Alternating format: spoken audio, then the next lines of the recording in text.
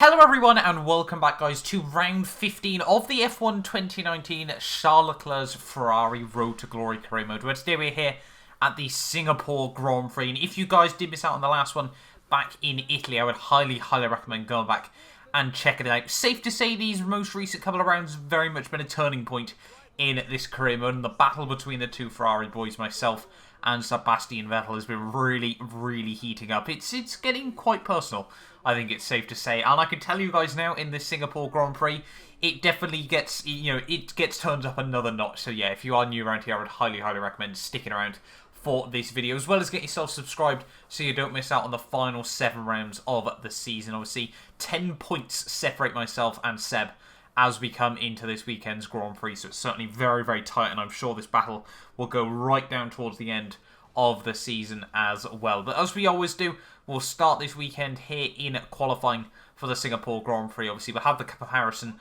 between myself, Charles Leclerc, and Lewis Hamilton. In my personal opinion, one of the best qualifying laps I think the sport has ever seen, in recent years. At the very least, it was an absolutely phenomenal lap from the, well, now 5-time Formula 1 World Champion in this series, as well as obviously in real life as well. Obviously, it's a little bit strange, swapping between the series. Obviously, in the Williams Road to Glory, Seb is a 5-time world champion and Kimi is a 2-time world champion, but Lewis still only has title number 4. But yeah, as we move then into this weekend's Grand Prix, really looking forward to this one. Hopefully, we can have a nice, solid race out here today. You can see just in the background, sorting out my setup as we normally do. These races right towards the end of the season, they are very much make or break. Obviously, we saw this for Seb in 2017. Obviously, the Singapore Grand Prix basically cost him a Formula 1 World title, obviously, with all the lack of momentum in through the final couple of rounds of that season. But obviously, hopefully, we don't face the same, lack of luck here, I think is probably the best way to describe it as well. But yeah, moving on then into the comparison between myself and Lewis Hamilton's 2018 pole lap then. Actually, very close right the way around this lap, I can tell you guys now, right towards the end of the lap, and it's pretty much even between myself and Lewis Hamilton there. He's got a little bit of advantage at the start of this lap, but we do put back towards the end as well. Obviously, I know it's tracks like this, Singapore, Monaco, probably 2 of the big ones where really, the game, you can gain so much time over real life, because obviously there is no element of risk and everything like that. Yeah, it just goes to show how good Lewis Hamilton's lap was, with just how close he did remain to ourselves right towards the end of this lap as well. As we come out onto this little back straight here, in towards what used to be the Singapore Sting, still gutted this corner's now been taken out of Formula 1, but I must admit, this sort of much higher speed one is quite good fun as well, obviously with the new remodelled version through this little back half of the circuit there. Making a couple of little mistakes there as we come out onto the back straight there. You see Lewis Hamilton has actually got quite a bit of a margin now. He's got about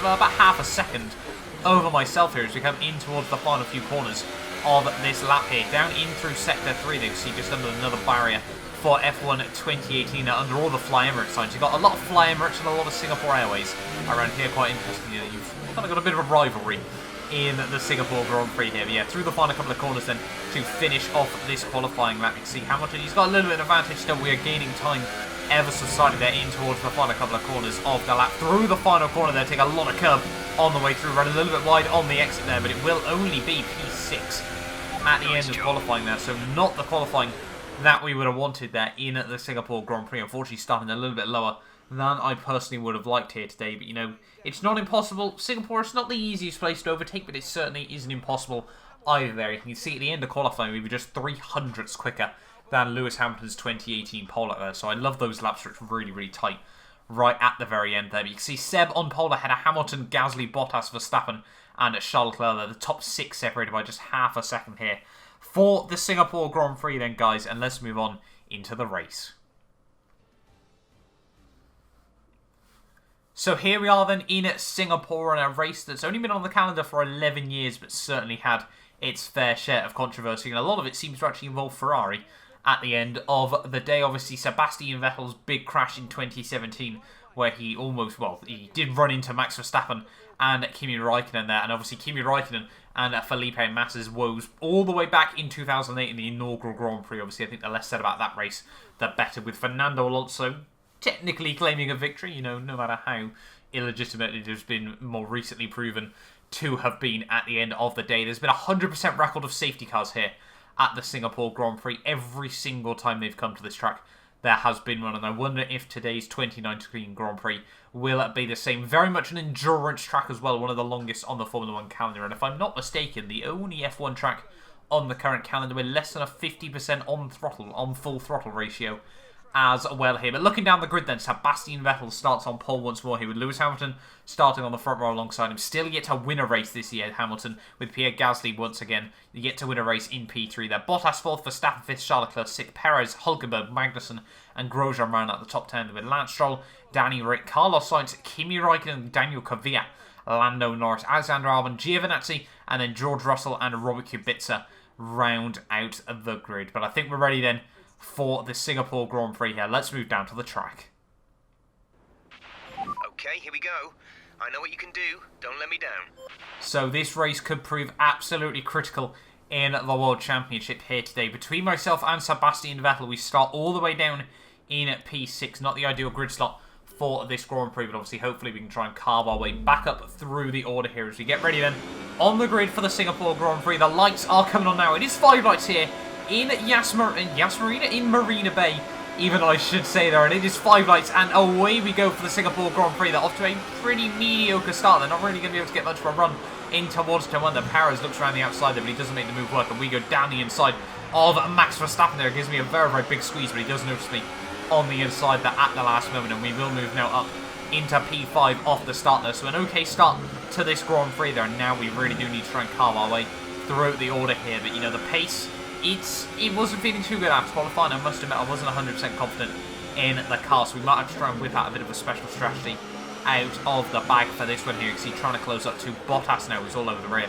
of Lewis Hamilton there. Seb already, you can see, trying to make a little bit of a gap at the front ahead of Pierre Gasly here, and by the end of lap 2 there, the team had already suggested an alternate strategy, which is exactly what we're going to go for here very, very early in this Grand Prix. We're going to try and go for the undercut here, break it down into the pit lane there. A bit of a scrappy way in, but we do make it in overall and under this pit lane speed limit as well, which is obviously absolutely critical as well here as we come down in through the pit lane here onto a set of the ultra soft compound tyres here. Obviously the Hypers, the Ultras and the Supers, if I'm not mistaken. I'm pretty certain it is the super soft tyres here as well, and the Hypers don't go very far, so it was quite good to try and get onto those Ultras as quickly as possible here. 25 seconds spent in the pit lane there as we run a little bit wide out of the pit lane there. Luckily we only get a warning, not a penalty there, and now we need to absolutely push like crazy here. We've got about 21 seconds to Seb at the front, but those tyres will be dying very, very quickly now, and there is very little we can do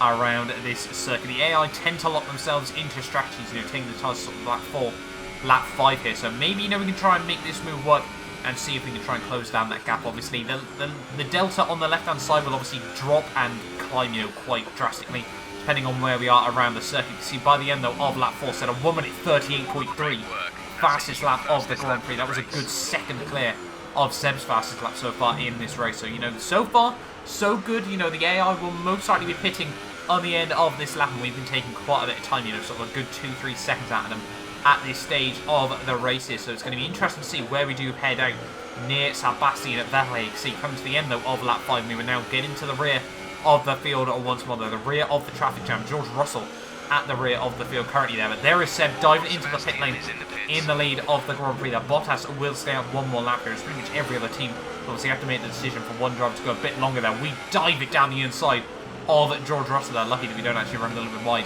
through the second part of the corner there. As luckily for us, Robert Kubica dives into the pit lane there. Took a lot of curb through the final corner there, but down over the start-finish line. Where are we going to be relative to Seb? We have pulled off the undercut there.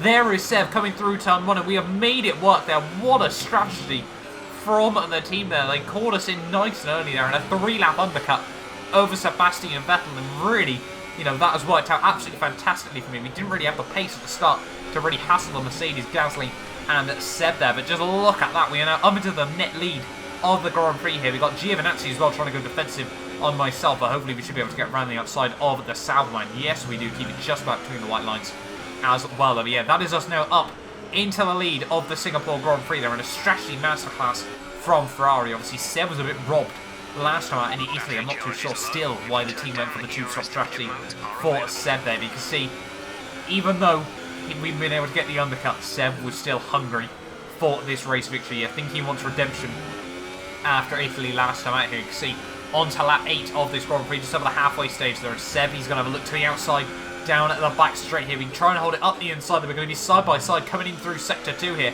Are we going to be able to hold on to this position? Seb will have the inside through what is nearly a hairpin here, but we do hold it right around the outside we go. They get better traction on a straighter traction zone there, and we do hold on to the lead of the Grand Prix. But just a friendly reminder there from Sebastian Vettel that he has not given up with this race victory just yet. Singapore, not the easiest place to overtake it, but I'm sure Seb will try to make it work. There is no one to lap 10. Once more here, Seb trying to hassle me there. He's going to have a look once again to the outside. We try to play it defensive there, but this time we get to slam the door shut on my Ferrari teammate there. And we do hold on to the race lead at this stage of the Grand Prix here. So you can see Bottas as well, just in the background, having a couple of small issues as well there. But by the end though of lap 10, you can see Seb and Gasly all over the back of me here, but through in towards the final couple of corners, and the safety car has been deployed once again in this career mode. I don't know what it is about F1 2018 on PC there, but the safety car has been deployed here. And what is this going to do in the second half of this Grand Prix? We'll have about 3 laps to go. We've seen in the past just how OP the AI are off the safety car restarts here. Are we going to be able to hold on to this race lead here? Obviously, only time will tell here as we come through the first couple of corners, try to get back up to the safety car there. And now we are really focusing on trying to get as much heat as we possibly can back into those tyres here. I think we'll have a quick look on the graphic in just 1 second here. You can see 96, 97 degrees on the front and about 98 on the rears there. The canvas a little bit colder than we probably would have liked there, but hopefully it can stay just about up into a good operating window. They're trying to warm up the brakes as well here as we come in towards the final couple of corners of the lap, and we're getting ready then for the restart here in Singapore. The yellow flags are now back out here. When are we going to go? We're trying and hold it as long as possible there. We get green flag racing, and it is racing once more here out of the final corner. It looks like Seb has not been fooled by that one. He looks to the outside in towards the one that we tried to give him the squeeze. Is he going to be able to make it work then? No, he does not. Once again, we slam the door shut on my teammate Sebastian Vettel here, but he is really hounding me for this race of victory here. Who is going to come out on top? You can see lap 14 now. Seb, look at that run in towards the old Singapore sling here. He does have a look down the inside that we run side by side. I run a little bit wide there. Seb bails out of the move there. I'm sure the team are probably telling him off for trying to go for a move there. We do need, to think about the constructors as well. But look at that, Seb to the outside, through the hairpin there, and he's going to get hung out to dry there. And Gasly is going to be able to move himself up into P2 of the Grand Prix there. The ever optimistic Pierre Gasly there. He's had a tremendous so far season for Red Bull, all the way up in P3 there. And as we now move on to the final lap of the Grand Prix there, sadly, Gasly being able to hold on to P2 and, being effectively my wingman in this Grand Prix from my teammate, sadly wouldn't last all too long. So we'll be able to get back up the inside through turn 1 here. Yeah, we've got 1 lap to go of this Singapore Grand Prix. Can we make the strategy masterclass work? The tyres were really going there, as you see, trying to fight the rear end out onto the back straight here. But Seb, 6/10 back as we come down the back straight here. Is he going to be able to get close enough to really mount a challenge here? I think the only other opportunity he's going to be able to get is down the next big long straight here. Although obviously he did try to make it work down in towards the Singapore sling, so only time will tell here as we run a little bit deep there. That is certainly going to give Seb a little bit of an opportunity here. Is he going to be able to make it work? No, he is not. Just not quite close enough to get the front wheels up the inside there, and I'm sure you can't really lunge into that corner there. We already almost run it into the tyre wall there, and once again, Seb, look at that, Seb to the outside through the hairpin once more there, and once again we just have to hang him out to dry. You cannot get enough steering lock in this car there, and just look at this Seb, the run in towards the final sector of this Grand Prix. It looks right around the outside there. Who is going to come out on top here, side by side, in towards the final sector? Seb's going to come aggressively across me there, and I am not taking that line down. We go very deep into the corner there. Seb and Lewis make a little bit of a contact there as well there. But yes, Seb tries to run me out wide, and we are not going to take that line down there. Running deep in through the next couple of corners there. Look at that, Lewis and Seb side by side behind there. We actually dink the wall and lose a tiny bit of our front wing there. But through the final couple of corners of the Singapore Grand Prix, they're still side by side through the final turn though, and we're going to hold on for a race victory here in Singapore. I'm really happy with that result. So once again there, yet another psychological hammer blow to Sebastian Vettel there. P1 in the Singapore Grand Prix, starting from P6 in the race. Really happy with that result at the end of the day there. You can see Hamilton in P2 just beat Seb by half a tenth there, which means that we will double our lead over Sebastian Vettel in the Drivers' World Championship, take our advantage back up to 20 points here. Verstappen in 4th, Gasly in 5th after being P2 coming into the final lap of the Grand Prix there. Unfortunately, a couple of small issues for him there, unfortunately putting it a little bit further down the field than he would have liked. Hulkenberg 6th, Grosjean 7th, Perez 8th, Magnussen and Danny Rick in P10 there, with Alexander Albon 11th, Sainz in 12th, Kvyat 13th and Raikkonen in P14. But look at the gaps, 3.5 seconds separated the top 10 at the end of that Grand Prix there. But Lando Norris, Robert Kubica, George Russell, Stroll and Bottas would round out the finishes there, with Giovinazzi being the only driver not to make it through to the end of that Grand Prix there. So a bit unfortunate for him at the end of the day there. But yeah, just 8.5 seconds separated every single driver at the end of that Grand Prix. So very, very tightly packed right towards the very end of there. But yeah, as I said, in the Drivers' World Championship, we further extend our title lead to now 20 points over Seb there as we come into the final 6 rounds of this season. If we can win the next one, we will have a 1 race margin of safety in towards the final 5 rounds of the World Championship. Hamilton jumps Bottas, and that would be the only swap in the World Championship there. He's now 13 points clear of his teammate, but yet still yet to win a Grand Prix in this season. So is Pierre Gasly there. It's only been myself. I now have 6 wins. Seb has 6 wins, and Bottas now has 2. And then there must be another one somewhere that I've missed as well there. But yeah, we can see in the Constructors as well, 183 point advantage at the top of the standings there. But hopefully, you guys have enjoyed this video. Make sure you get yourself subscribed if you're new around here as well. Thank you all so much for watching, and I will hopefully see you guys next time at the Japanese Grand Prix.